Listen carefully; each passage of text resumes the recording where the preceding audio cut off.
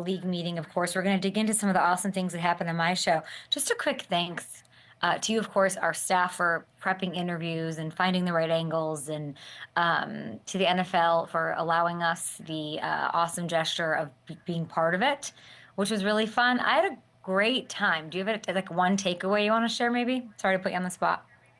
It No, okay. It really was an awesome time, and I think we definitely learned some things for hopefully the next time we get to go down there. We made a few rookie mistakes, but no, I think Oh, the biggest takeaway is just it was so cool, like just seeing. I feel like this is one of the few times that like all those guys get to get together with their families and like enjoy themselves, and it was cool like seeing that aspect of it. yeah, Just seeing some of the coaches walking around with their families, with other coaches and their families, and yeah. it's such a different vibe than any other event that we get to see these guys in. But make no mistake, the business, much like Oh it was yeah, like the NFL golf course. Okay, deals were being yeah, made, cigars, bourbon, all these things, and then there was, of course, you and Richard in the corner judging every interaction that I had as I tried to just talk to everyone. absolutely. Great. 10 out of 10 performance. We had 10 out of 10 guests. I know we're excited about Jalon Walker because Dave Canales got me like revved about him. I think if I were to be, if I were to be a betting woman, and if I would, I would do it on FanDuel Sportsbook. I would say like Jalon Walker. That sounds like a pretty nice little fit there. Or is it? We get to talk to him, but we want to talk a little bit more about those NFL meetings. Do I want to? I mean, we're still pushing tushes. We're still doing all the things. RIP to chain gangs, like they're a thing in the past. I'm not like the rulesiest fan. I like to like know what happens at finally happens. And the fact that this tush push, you know what it's like, Hamilton? It's like TikTok being, is TikTok gonna go away again? Or we're gonna have to do like another 3 week like moratorium on the rest in peace to TikTok, or like amp up what could be the end, and then it just got pushed. We pushed the push. We pushed the tush push down. Yeah, Hey, I don't want these things to linger. Get a grip. Make a decision.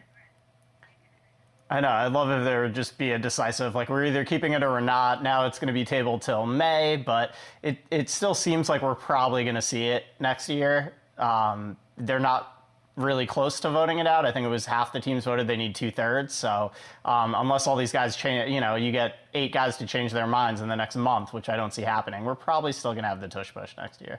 Yeah, I was gonna say, like, Howie did a great job politicking, little fingering, pretending, lying to us on our show that he's never seen Game of Thrones. I have it on authority from 90,000 people that he watches Game of Thrones, but that's okay. He handles his business on our program absolutely perfectly. We kicked off the annual league meeting with Les Snead. One of the better stories, one of the most, truly one of the most fun people to talk to. I got a lot. I could Yeah. talk to him forever, and he opened up a little bit about what Matthew Stafford means to him as a man, being at where he is in his career, partnering with him, how that came together, how they're chasing special. Listen to this. We're not just trying to finish second in the division, right? What is our goals? Key is this: we're chasing special. We're trying to see, hey, were the Rams going to continue partnering with Matthew? Were they not? So I do think because Matthew was at that stage of his career is why the process went down. You know what was really neat is I do think he wanted to be a Ram for a lot of variables. Part of that, one of the main ones, chasing special. No one's shocked, but it was sort of the real confirmation that I've seen. The first one that, teams were knocking on the door for Matthew Stafford's services. Of course they were. And as for the idea of chasing special, the sense that I get and got from Les is that he'd rather completely crash and burn in an attempt to go for it rather than sort of accept the mediocrity that exists around the league in some places. And that's why I have truly grown to love the Rams approach. Do boldly what you do at all. Yes. The one time I ever swore in my career was talking about Les Snead and the way he approaches the business of getting it done now while you're also planning for your future. We saw it during the FM picks era, and it is a little different now, right? They might make back-to-back first-round picks for the first time since Todd Gurley and Goff way back when. They are learning to lean more to the draft to acquire talent, secure both now and the future. But like, the results have been special. He erased the word rebuild. Like, he gave no team in the NFL an excuse. Remember like Hamilton, remember the Gurley deal? and it's going to hamstring us forever. And like, that was like I'm not saying it's different for a million reasons, but the Deshaun Watson predecessor was that talking about that and how much that 50 whatever million was going to crush them and, put handcuffs on them or whatever. Like, no, like he's the kind of guy, and this is the kind of team that sucks for a lot of other teams because he's giving you no excuse to, we're in rebuild mode. Expectations are low, we're in rebuild mode. They don't know. No. Yeah, and it was the same when they made the Jalen Ramsey trade and the Talib trade and the Von Miller trade. They're mortgaging their future, and I'm guilty of it. I didn't think they'd be able to bounce back this quickly. I'll say it right now. But the way they're able to do it is through the draft, because they've nailed all the picks that they actually have gotten to make. I mean, finding Puka where they did, Jared Verse last year, Braden Fisk. When you draft that well, Kyron Williams. When you draft that well, you can make it happen quickly, and they really were. They weren't just going all in for that Super Bowl, but they were betting on their own ability to crush the draft, which they have. So, FanDuel Sportsbook, you told me this morning. Let's take a look here. The Rams are tied with the Niners at plus 170 to win the West. San Francisco, they've been getting the shorter odds all offseason. LA jumps the Niners and Commanders at plus 850 to win the NFC overall. That's behind only the Eagles and Lions. I'd love to know what their win total is, Hammy, if you can tell me and look that up. Maybe we'll get to that in the break. But let's get to the Eagles here. Love sitting down with Howie. So grateful to the Eagles for making that happen. I know that he's, there's a lot of mouths to feed, a million different asks. I was so happy. I was really wanting to talk to him, let him talk about Saquon, the extension, how to be a leader among teams in the NFL. And here's what he said. The opportunity to get out in front of it and keep him in Philadelphia. What he did for our team was tremendous. And we have to have a culture where when people do unbelievable things, that they get rewarded for those. And for him, it was, when you think about where he was from a salary perspective and then you compare it to other skilled players, it certainly was different, and he had a huge impact. And so certainly was something that was at the forefront of our minds. What a concept, rewarding your players, quote, getting ahead of it. What a concept. That's how you build a great thing. Culture. Beyond that, what stood out to me that Howie was saying is that how they looked at Saquon's salary in relation to, quote, other skilled players, not just the running back position. And I think that is a really thing. That was like a little like, oh, let me highlight that and circle it, because that is, I believe, going to be important as far as the running backs as a group, as a brotherhood, continue to fight for their worth. If teams start looking at the value the player brings to the offense and not just the label on the position, I think you do see the James Cooks who won it and have earned it, the Jahmyr Gibbses, and that next generation with Saquon as this, and Derrick Henry and all of them, to get the pay that they deserve. It's other skilled players, not other running backs. And there's still a ways to go, of course, but I'd like to see that little shift start. Should we take a break or can we keep going? Yay! We got Matt Miller on the show of ESPN NFL draft fame. We've got Jalon Walker, who will, in fact, be drafted on ESPN's coverage in Green Bay in the first round, the big round, and Hug Goodell and company. Can't wait to talk to him. Chris Ballard stuck out to me. I mean, Jason Light stuck out. Everyone was incredible. But the Colts thing's a big question, right? A lot of criticism, a lot of polarizing vibes when it comes to their quarterbacking with Richardson, what it meant to bring in Daniel Jones, the handling of that, of course, and all eyes in the microscope, is on the quarterback position. But Ballard, I don't think, you tell me what you guys think, has he given up on his young quarterback? Listen to this. Kind of what's going on in the league and the lack of patience and the quarterback carousel that you're seeing. It's crazy. I mean, you're seeing guys go on their second, third, fourth team and they're being successful. And we're not, and especially with young quarterbacks, we want them to be superstars right away. And that's not always the case. So knowing how young he was and the lack of experience, and what he's gained so far and what he's going to gain going forward, we still think there's major upside. When that happens, I'm not Nostradamus in that way, but we think it'll happen eventually. I I loved that he talked about the patience, because it's something that I bitch about a lot. It's something that is in my head a lot when it comes to, and I bring up all of the Peyton Manning, the Drew Brees, all of the quarterbacks who it didn't happen year one, okay? And I'm always a fan of patience. I understand why there isn't any, but it's nice to hear a GM actually say that. And no one's Nostradamus, right? But I want to point out that at 22 years old, Anthony Richardson is nearly 2 years younger than Jaden Daniels. He is 3 years younger than Bo Nix. And he's even younger than Shedeur Sanders and 3 days older than projected #1 overall pick Cam Ward. And he's 1 year older than me. So, like, let's just be honest about this. And, you know, what I'm saying is that he's got a ton to prove. Yes, there's some fair criticism, of course. But if you're one of these people that are calling him a bust already, like, I feel like you've lost the plot a little bit, everybody. I'm not saying that you won't end up being right, but why do we have to go there? Why go there? And if he does put it together, can't we all just agree? Like, his ceiling is as high as anyone's. Colts are plus 300 to win the AFC South right now behind the Texans and Jags. Their win total 7.5. This has been a team super close to a playoff situation each of the past 2 years. They won 8 games last season, lots of chaos going on. It's the defense that needs some work, right? Now they got Coach Lou calling the shots. They brought in Cam Bynum and addressed that. They made additions. Chris Ballard is doing his thing, and he's honest. He's honest. And I think he was honest there. It doesn't help to, like, tear down a quarterback. In fact, bringing in the competition, I think, is the right move and will make him better. And I'm excited to see and always rooting for Anthony Richardson. Okay, break here. We will have Matt Miller on the program. We will have Jalon Walker on the show. We're going to talk Legos. Maybe you're drinking a little bourbon. You're probably not. The Overlords wouldn't like that. We'll be back.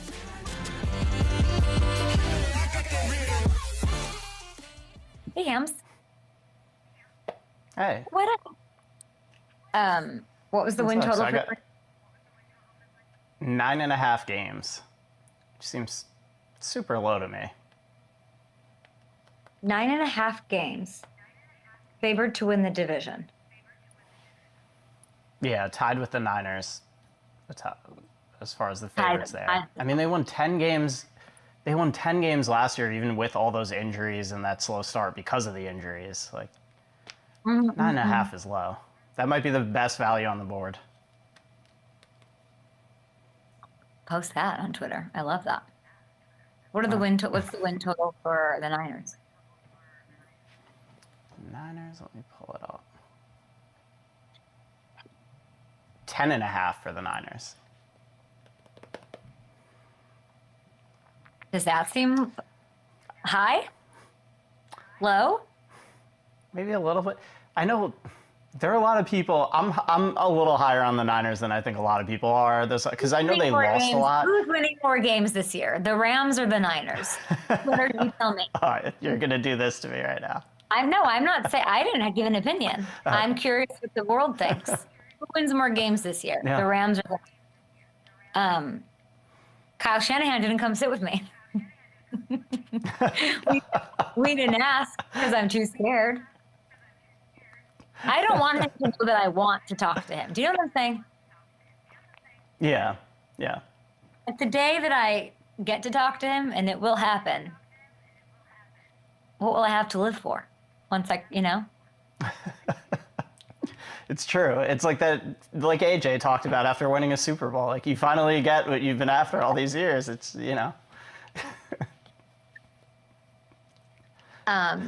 all those videos are so funny, and, like, I do want to say this, like, the GMs had more aura, whatever the kids are saying, than anyone. They were crushing it. I think more than the owners. Yeah. The GMs were on fire, and you think, like, they're not sleeping, they're like draft mode, they're whatever, free agency, like anyone. No, like, they all brought it, and that they came out there and that they sweat like that. No complaints, no fussiness, like that. And they just can't, like Jason, like, not just everyone. Chris Ballard's like, don't ban me, Kay. I'm stronger than that, and I love him for that. Really was kind of incredible. And I want to just say thank you to all of them for truly what was like a burdensome, like a heap of suffering for GMs, and I appreciate it.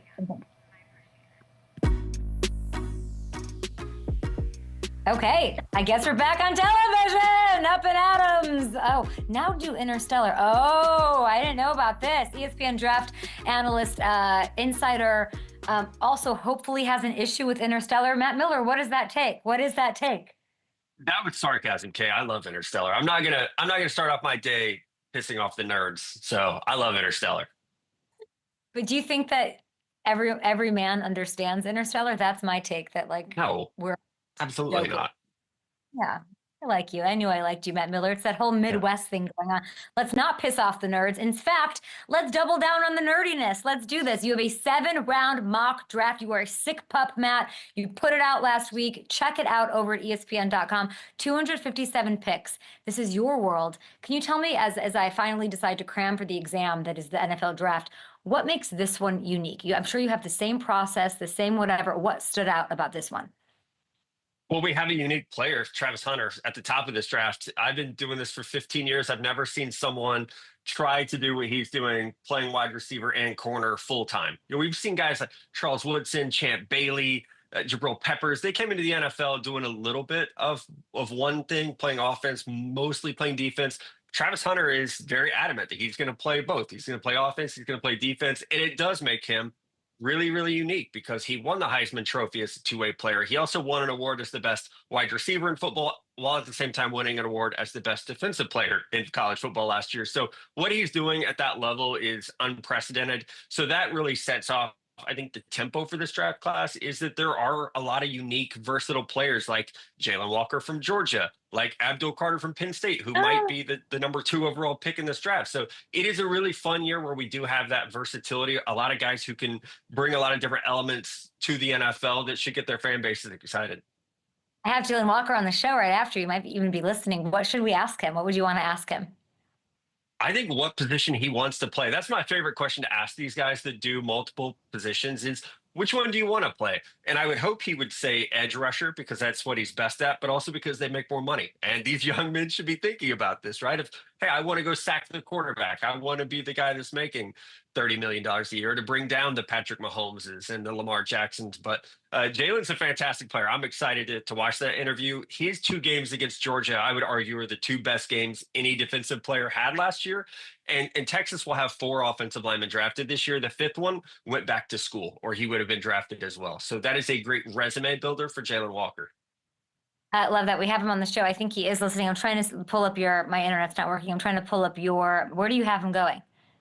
I should have. He going to the Carolina Panthers at number 8. But I think his range is like 5 to Jacksonville to 8 with the Panthers. Like he's gonna go off the board very early. And the fun thing with Jalon is when you talk to coaches at Georgia or you talk to scouts who've been through there, they rave about his character, his work ethic. Like he does everything right. So not only is he a great football player, but he's the type of person that you want to build your team around. And that's why his stock has just continued to climb as we've gone through this process.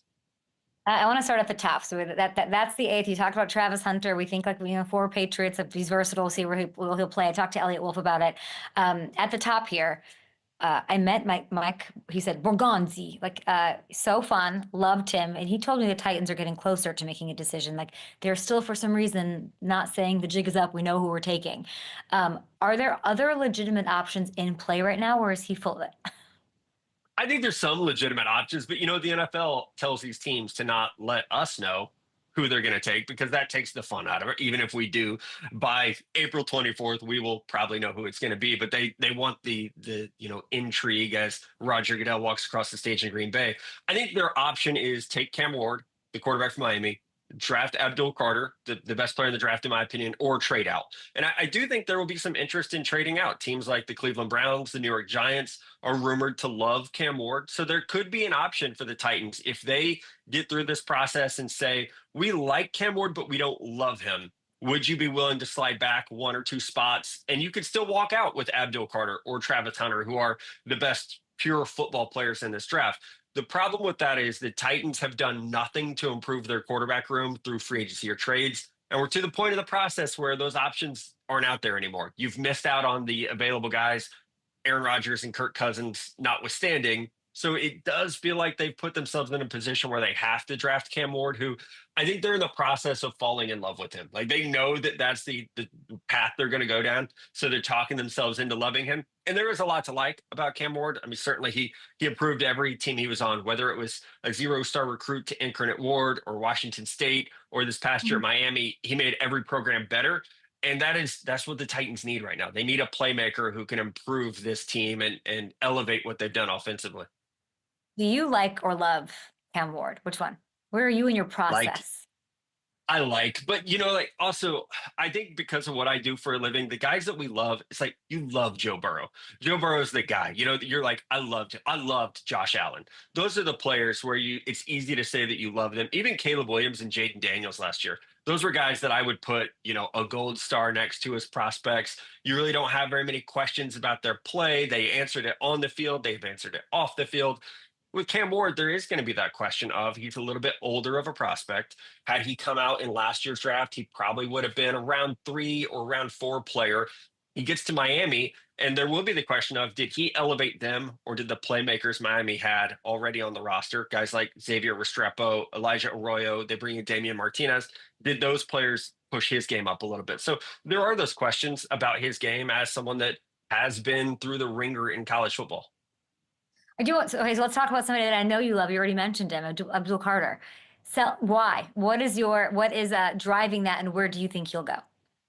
Sometimes it's just as simple as who could be a Pro Bowl player in this draft. Or you look at someone's rookie contract, which is 5 years for a first round pick. Could you be one of the 5 best players in the NFL during that time? I think Abdul Carter could be one of the 5 best players at his position. Certainly, what he did this past year, just week by week, getting comfortable as an edge rusher full time, he got better every week. And it culminated at the end of the year. He gets hurt against Boise State.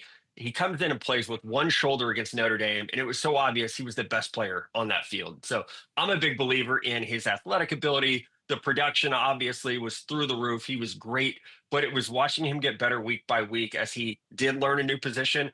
I can't wait to see what he does once he has an NFL coaching staff behind him and he continues to get more reps as a true edge player. I think the sky's the limit for him. You have him mocked to Cleveland at 2. Cleveland with the obvious need for a quarterback. Yeah, but you can't take a quarterback if you don't love one. And I think that's the key for so many of these teams.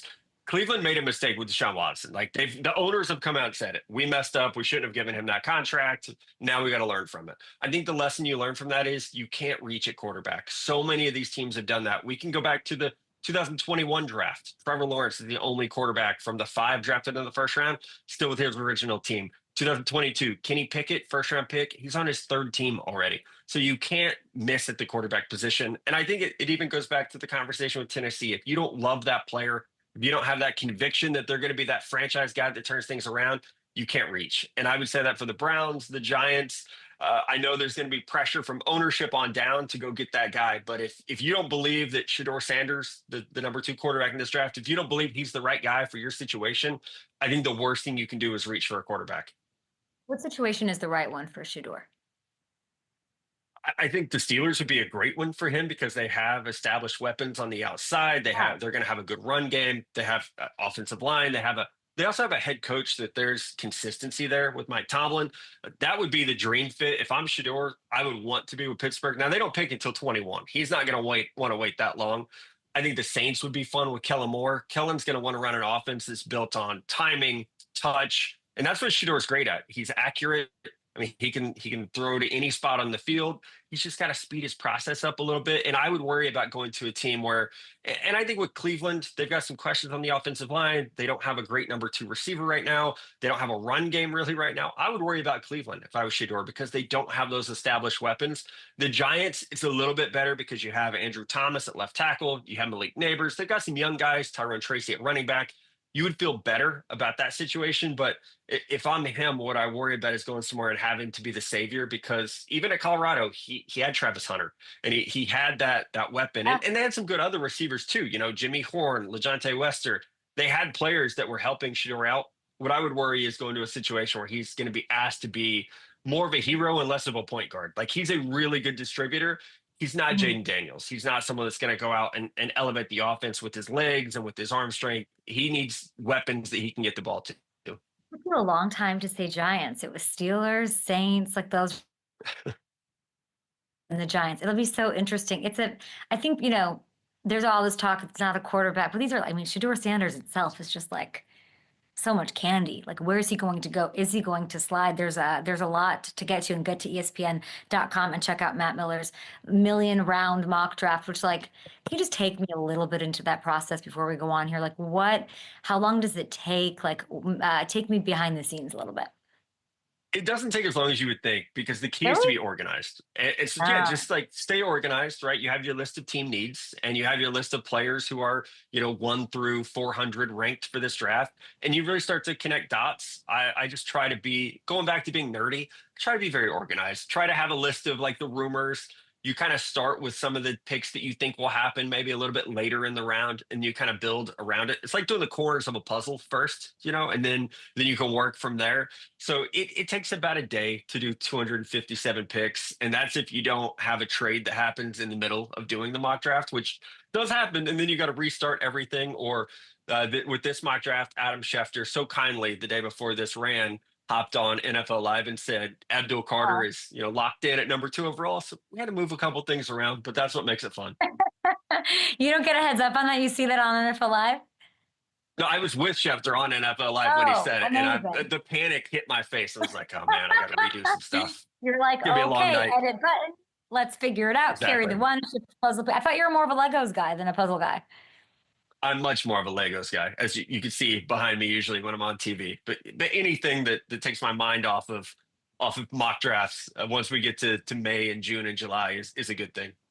Since Abdul Carter's your favorite, which Lego set reminds you of Abdul Oh Carter? wow, that's a great question. I should have been prepared for this. After the draft last year, my wife and kids got me like the pyramid from Egypt as like a hey, Oh, decompress yourself after the draft. So that one was fun, but it was complex. It was challenging. So that's a good one. that's a good one. Fun, complex, and challenging. I love that for Yeah. Abdul Carter. Who's the person, the prospect that I'm not hearing much about? Not on my algorithm, not on my explore page, that the week of draft is going to have shot up boards. Well, I'm not just saying this for our buddy Matt Hamilton, but I think it's Armand Mimbo, and we saw him at the Mizzou Pro Day. He didn't work out, but he is going to go so much earlier. Like, I do not be surprised if he's the 4th pick in the draft. If Shador Sanders doesn't go in the top 4, Armand Mimbo could go 4 to the Patriots. Now that means Abdul Carter and Travis Hunter are gone, but if that happens, if it goes Cam Ward, Abdul Carter, Travis Hunter, Armand You Mimbo have could be him the going 4th pick in this right draft. now. You have him going 7th overall. You have Right, the Jets right. taking him. I love that. You also have, I thought interesting, 26th overall, the Rams taking their heir apparent at quarterback, Mr. Ole Miss, Lane Kiffin, Jackson Dart. Love that. We talked a little Travis Hunter. We're all excited about that. You like the wide receivers, right? That's the. I would like to see. I like the running backs too. But with that, are you seeing? Not to bring up Luther Burden and make it totally Mizzou-y, but are you seeing what our good friend Matthew Hamilton is seeing? I love Luther Burden. I think he's the top receiver in this draft for me. If you put Travis Hunter on the island that he deserves to be on his own. I don't know what's happening with the Luther Burden slander in the draft media sphere right now. I think it's fantastic. Going back to what he did as a freshman, where he was kind of a gadget player, then in his sophomore year, he becomes a true number 1. This past year, the offense was disappointing. Brady Cook played down, then he got hurt. The run game wasn't the same. And Luther's numbers struggled. I think his frustration got through a little bit. I'm still a big believer in him as a true number 1 in the NFL. He's being overthought, and this happens. Let's remember AJ Brown was the 2nd-round pick. Debo Samuel was the 2nd-round pick. Teams overthink things. I think Luther should be a top 20 pick in this draft. Hopefully by April 24th, teams have come around on this because he's such a special player after the catch. To run you guys are showing the 40, to run the 4.41, he did that at 208 pounds. These other receivers are like 180, 185. He is built for the NFL, and the route tree he ran at Missouri has him ready for the NFL. I will stand on this hill. I don't get the overthinking that's happening with him. He's going to be a star in the NFL. Love this. I'm getting so smart. This is like, I feel like I hired a tutor to just like get me set for the big test and all of the excitement. We have Jalon Walker coming on the show. The rumor mill, it seems a little like lackluster right now. Maybe it's too Yeah. early. It's a little bleak. If you could be the odds maker for NFL draft trade rumors, draft rumors, what would you make the favorite? Like what might actually happen? Yeah. I think Jackson Dart going in the top 10 is the hot one. And you're right. It's been quiet. As someone who loves draft rumors, it's been quiet. I think it's because we don't have the big quarterbacks this year, but Jackson Dart going in the top 10, and that might be the Saints at 9. It might be a team trading up. That's the one that I'm trying to get the most intel on right now because the buzz on him has just been building. And I will be the first to admit there have been buzz on players in the past that fizzled out by the time we got to draft weekend. Mac Jones going number 3 was the big buzz not that long ago, and he didn't go until 15. So with Jackson Dart, we'll see, but it's definitely trending in the direction that he's going to go much earlier than we all thought when the season ended. The quarterbacks always do. Death, taxes, and everyone thinks the quarterbacks are going to slide. And they don't. Thank you so much, Matt Miller. Tell me about the Sports Center special happening tonight, 5 Eastern on ESPN 2. Yeah, our good buddy Field Yates put out a new mock draft today. So we're going to analyze it and rip it to shreds and probably make fun of Field a little bit. So it'll be a good time. I love that. You know, Field's not going to give you a Lego comp question. I'll tell you that you only get here. Tell him amazing work. You guys, thank you for everything that you do to make it easy for me and fans like me to figure out what's going on. Matt Miller, check out his mock draft, by the way, over on ESPN.com. Matt, thank you. Thank you. Thank you so much. Versatility is the name of the game. Up next, All-American pass rusher out of Georgia, Jalon Walker, who I think should go number 1 overall. He's on the show after this.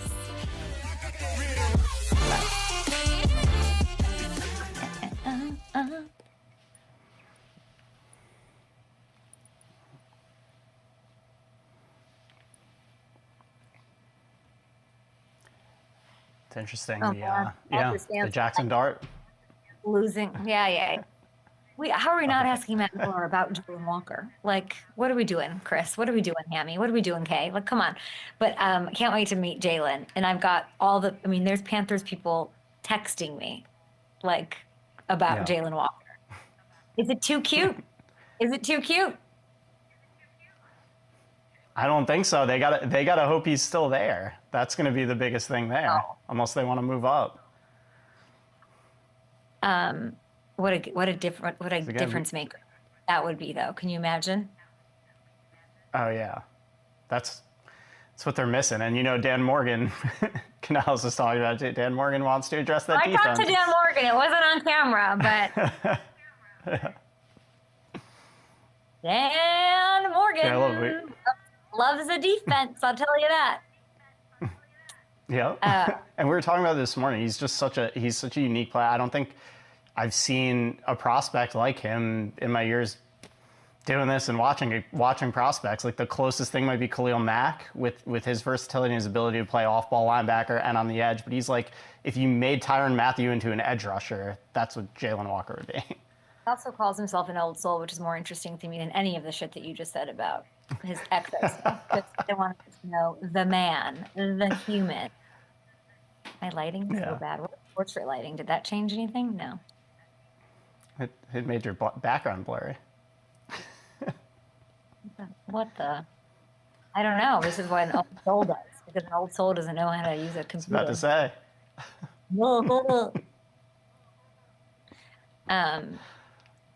Yeah. Okay. Can you use that filter that makes it look like you're in outer space. From the previous thing about who wins more games. Can you put that out? Yeah. And just that simple. Gotcha. Who wins more games? This or that. Thank y'all. No somebody was checking me the wind totals in there too. What's that? I was making sure that. Yeah. I was like, oh no, something bad's gonna happen. Something worse than me spilling coffee all over myself. Oh man. I hope Jalon to this. Jalon, I will be very professional. I hope it had cooled off a little bit at least. 9, 8. Jalon, I will be so professional. You don't even understand. It's gonna be great. Since then, he's become a team leader, SEC champ, a Butkus Award finalist. Jalen's not up.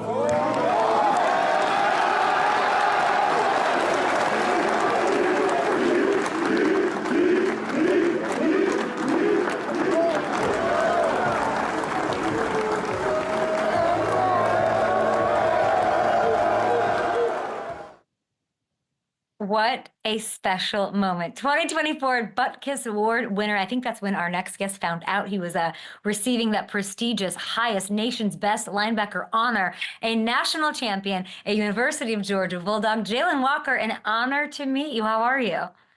I'm doing great. How about yourself? I'm so great. I'm excited to get to know you a little bit. I want NFL fans to get to know you. Of course, Georgia fans, college football fans know everything about you. And now the draft's is almost here. I've heard so many amazing things about you. You're a talented football player, human actor, singer. I want to know, if football did not exist, what show cast would you like to join right now? See, I'm not big into shows, but I would love to be a movie star, of course, and then of course still be on the stage singing. So, What movie would you put yourself in? If you could have one role in a movie, what would you have loved to replace an actor with you? I'm not one. I would have to replace either Will Smith or Martin Lawrence in one of the Bad Boys movies.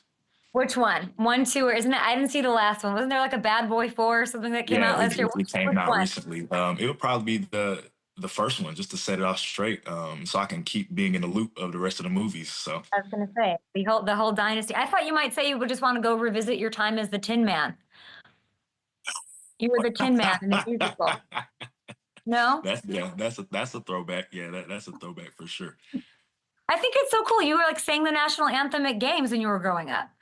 Right, I was. I got the opportunity to sing the national anthem at my dad's game at Catawba College when he was there coaching. Of course, I got to sing another national anthem at the college basketball game at Catawba College, and also a minor league baseball team who's located in Kannapolis, North Carolina.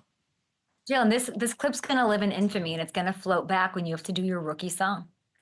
And there's going to be high expectations. I hope you're ready.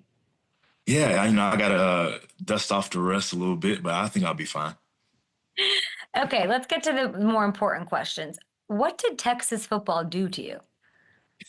Why do you destroy Texas football?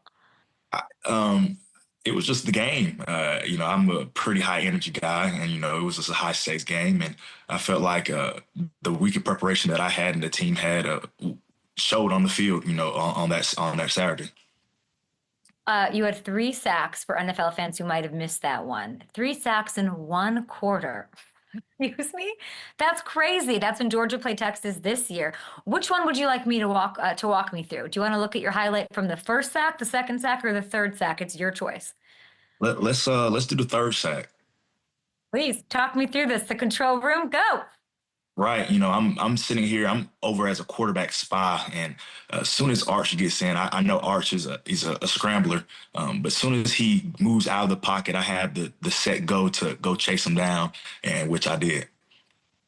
Unbelievable. You were up against first rounder Kelvin Banks Jr. You were relentless there. We loved it. I mean, he held you a little bit during that game, huh? If it wasn't called, it wasn't that, but I'm not gonna complain. I love that. Okay, so let's get in. That was in the first sack, but you're unbelievable off the ball linebacker, doing it all. Spying Arch Manning, who everybody wants to talk. This is you have the athleticism with him. You have how fast he is, and you close in on him like a cheetah. It's unbelievable what you're able to do. Yeah, it was a great opportunity to do so. Feel like I'm blessed with the athletic ability to do all these things, and especially knowing who does what well. I do know that Arch has some wheels on him, so having him in the game showed me that I can go chase him down. I know that you'll be a force wherever you go, and you're going to go where you should go, and your story will be written. But Carolina Panthers fans, it must feel good that they want you so badly. I had the opportunity to catch up with Dave Canales yesterday or the day before yesterday. Listen to what he said. I think just ask him about how he impacts his teammates. Okay. Every single Georgia Bulldog we talk to, they talk about Jalon Walker. They talk about the accountability, the way that he pulls the whole group together, the way that he plays with his hair on fire and communicates and all those things. And so I think there's just some intangibles about the guy that are really special. I loved hearing it. We don't even have enough time to talk about and play for you all the things that he was saying and how impressed he was with you in meeting you and watching your tape and studying and get to know you. So answer his question. How do you impact the players around you? Right. I believe in passionate energy. Most definitely being a part of the University of Georgia, our team is very well connected. And myself being one of the leaders on the team, I had the opportunity and objective to connect with everybody, to the starting guys, to the walk-ons on the team. I feel like everyone deserves that respect of just being there at the University of Georgia, but having that team chemistry and having that relationship with these guys and knowing what these guys are really fighting for, what their why is another way to bring that extra notch out during game time. And I think NFL fans watching need to know you were a captain in 2024 on one of the best teams in the country, a juggernaut. Like I can tell by how you're speaking and how Dave was speaking about you. What stood out to you about that team meeting? And all of them are special and all of them are unique in different ways. What stood out about the Panthers? Right. Their staff is great, and shout out to my guy Los, who's bringing me around all day long. That whole staff in general, they have a mission and have a plan to bring up the dynasty of the Carolina Panthers once again. And I'm excited to see what they have planned in store, what to do. Yeah, I mean, you were born in South Carolina. You went to high school in North Carolina. I did my homework. That was pretty cool. Yeah, I'm only 45 minutes down the road, down Highway 85 in Salisbury, so it wouldn't be as bad as getting back home. I hope you're enjoying this journey. And you grew up in a football household. You talked about singing with your dad where he coached college football for really most of your life. What's one thing, like one specific thing that you kind of hear in your head from dad that he's instilled in you about how to carry yourself as you enter the NFL? Right. It's about your character. The things that you learn at such a young age that he taught me at a young age, those carry over. I don't think you should change your character or change the way you are for anyone or for anything. I think you should be original. I think you should be the person you are. He always stressed, of him being, it was a great opportunity for him to be a coach, but I feel like he was a dad first to me and giving me that guidance in those situations like that. When I hear your name or read your name on my Twitter timeline or TikTok or whatever, versatility comes up. Matt Miller of ESPN, he's, giving the mock drafts to the masses. Versatility is connected to you. Inside linebacker, you can play off the edge. Are you like itching to do anything else? Like, is there something maybe on the offensive side of the ball that seems interesting to you? Yeah, I mean, I had my fair share at running back and tight end and wide receiver in high school, but that defense side of the ball is something special. There's something that gets me to that next level of being able to be everywhere, having the opportunity to play inside backer and outside backer and star, those things that you don't see guys do every day, and me having an opportunity to do so, I feel blessed to be able to do it, but I know the high responsibility and stakes to do these things as well. You were in New Orleans. I didn't get to meet you, but I know that you were there during the Super Bowl, and I'm sure it's because there are a few Georgia Bulldogs playing, and then 4 quarters later, raising the Lombardi Trophy. What did that mean to you? Right. I had the opportunity to play with a couple of those guys on the Eagles. It was just a great opportunity to be a part of the culture and part of the experience of the Super Bowl, and especially those guys having an opportunity. I know some of those of them won national championships, but having to win the Super Bowl on the next level is super exciting for those guys. You know, there's now seven former Bulldogs on that Eagles defense. Right. Yeah. It's the Philly Dogs. It's something new. It's something in the air in Philly. So yeah, I talked to Howie too. The other day. I just feel like I know you're not going to be there for him at 32. I understand that, but I can't imagine he's not scheming away because he just somehow finds a way to get all those Georgia Bulldogs on the team. Nolan and Jordan and Jalon and Dean and Ringo, Lewis, they're all there. There has to be right. Is there a linebacker group chat, a Georgia linebacker group chat? We have one every year. We don't have one for all the linebackers together, but I have one with the current linebackers and Smile and still some of the guys from my freshman year. And, we still texting it till this day. What is the best advice you've gotten from them? Have you talked to any of those guys? And maybe just tell me which one of them, the NFL Georgia Bulldogs, you sort of go to when you have questions. Right. I go to Nolan Smith. Nolan, I had the opportunity to play with him my freshman year. He gave me the opportunity he was in my ear during my freshman year. He had the injury, of course, against Florida, and I took over his role and him giving me guidance of being in the outside back room at the time. he guided me in the best direction. And then still to this day, having him as a big brother is great. You know, he gives me the guidance. And if I had any question, I know he'll give me a straightforward answer. What's he tell you? What do you ask? What does he tell you? I can ask him anything, really anything. It could be he's a phone call away. I know he'll answer right off the bat. Do you do phone calls? I know you said you're an old soul, but you're telling me that, are you lying to me? Your generation, No. you're making I a can phone call. text. Get out of here. If you call, it'd be pretty hard, but I mean a text is pretty easier as well. I rather text. When's the last time you answered a phone call? Come on. It was yesterday. My grandma had called, and my mom had called. You know, it's something you got to do. And then the dad always calls, so answer their calls is a big thing to me. But a text is, you're right, is an easier thing to get a hold of. Jalon, you're very mature, and I've heard you call yourself an old. My favorite thing, outside of just your musical taste, which is incredible. How are you an old soul? It's just the way I was raised. My family, I have a huge family to begin with. And then my grandmother, she has plenty of sisters and plenty of brothers. And those are my great aunts. Sitting there with them, riding in the car with them, sitting on the porch with my great grandmother growing up. Those are the habits that I just got into. I don't mind just sitting outside all day on the porch. I don't mind just sitting in the car all day listening to music. Those easy conversations having with my family members, those are things I enjoy. And my mom calls me old timer because of the way I act and the things I do. But I enjoy it. You know, it's just who I am. Let's do the old timer test. Okay, let's put this to see how old timer you are. When is the last time you went 10 hours without a cell phone?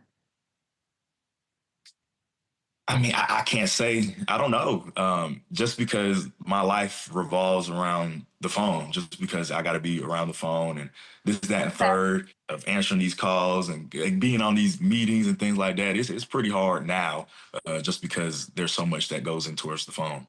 And grandma might call you. So you're not an old timer when it comes to that. When is the last time you wrote a letter? It was actually not too long ago.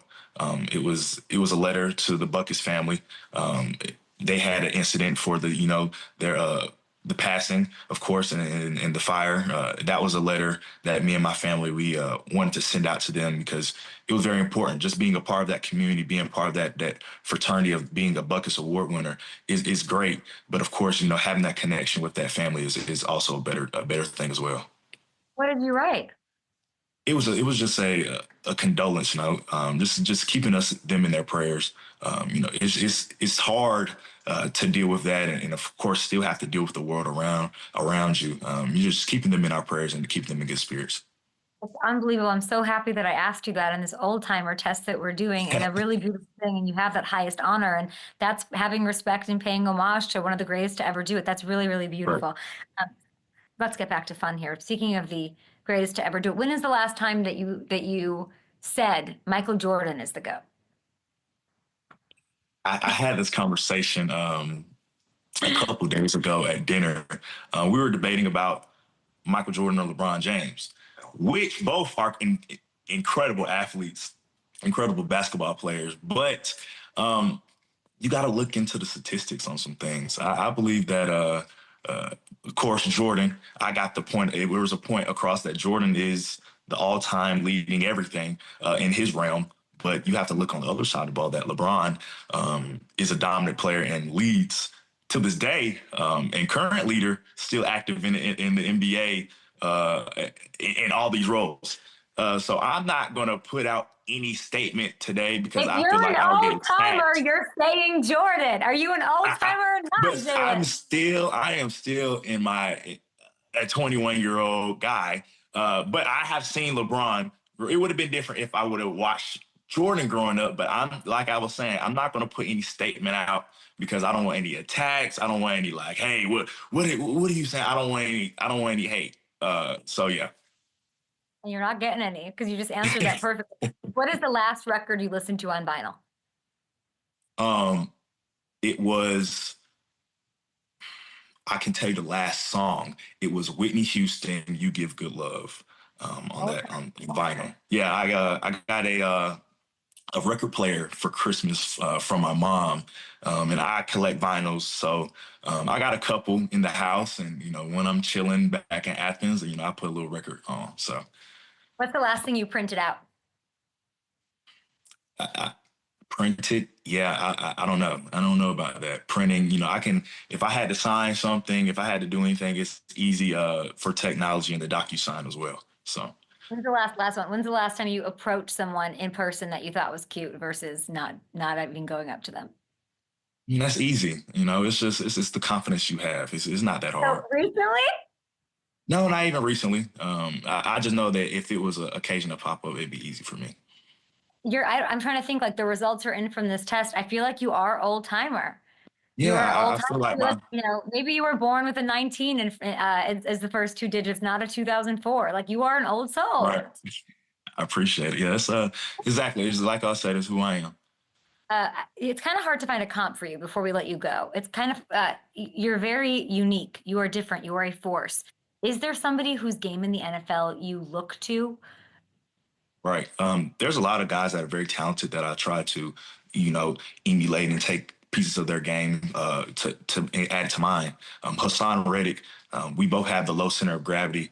Him having the same type of body style, same type of body size as me, it makes it very easier to compare our traits within each other. His rush game is very violent. He has a effortless motor that we can reciprocate on my level as well. And of course, going towards Micah as well. Micah is a force to be reckoned with, of his dominant rush and him being able to make that transition of being that inside backer and then going down to a full-time edge now in the NFL. Amazingly and well said. We're going to take a break, but we're still live on YouTube. I have one more question for you, but you've got your pro day coming up. But Hassan Reddick and Micah, that's not bad stuff. Jalon Walker, everybody, we are in our TV timeout, still live on YouTube. Why the private workout? Why the private workout? It's happening April 17th. I saw that this morning and I go, well, I was at the owner meetings and I talked to a lot of people. You're going top 10. You're going top 10, Jalon. Why do that? Why is that important to you? I had a setback going towards the draft. Of course, if you've seen on ESPN, it released maybe a month ago of my quad, but I'm back to 100% now, and I feel great. Have an opportunity just to still showcase my talent and versatility for these clubs. It's a great thing to me, and it's just the competitor in me. Also, I just want to be able to make sure that everybody knows and sees that Jalon Walker is who he says he is. I think that anybody who meets you will see that, and then any quarterback a la Arch Manning is going to have a tough time and a nightmare dealing with you. It was really a pleasure to meet you. Thank you, and good luck, and enjoy it. Thank you. I appreciate it. I like that you laughed at the Tin Man thing. I thought that was great. Nice to meet you. Congratulations on all your success. Bye. You wrote a letter to, Hamilton. I couldn't have written that. I couldn't have made that up better for him to get that out there. Unbelievable. I know. And asking that question, not knowing that story, that is, unbelievable. That's all you need to know about Mr. Walker. Well, he's confident, but he's got a lot of humility, that one, that I would not have if I could do what he can do. That's why God made me 5 feet, 100 pounds. So why? Because I would be Hulk walking around, mean Hulk. So he's great. He's one of those guys. Yeah, and in 10 years of us talking to prospects and things, that's one that's going to stand out. Among anybody we've talked to. Help me with the quad. The quad injury? Mm-hmm. Yeah, so he had suffered a quad injury. He wasn't able to do stuff at the combine, at the pro day. But again, as you said, he's still going to go top 10. I know. Did it knock him? Did I miss that part where it put him down? No, it didn't hurt him. Not really. That's why I'm, it is. It does. It speaks to his, his character and work ethic that he wants to go out there and do that and show these guys. And hey, maybe it pushes him from top 5 to top 2 if he impresses. So I guess there is still stuff to gain. Yeah, because there might be teams that maybe like him more than an Abdul Carter with the ceiling that he has athletically and the versatility that he has. So there is that potential to make that one last push. What do we have left here? Like a second?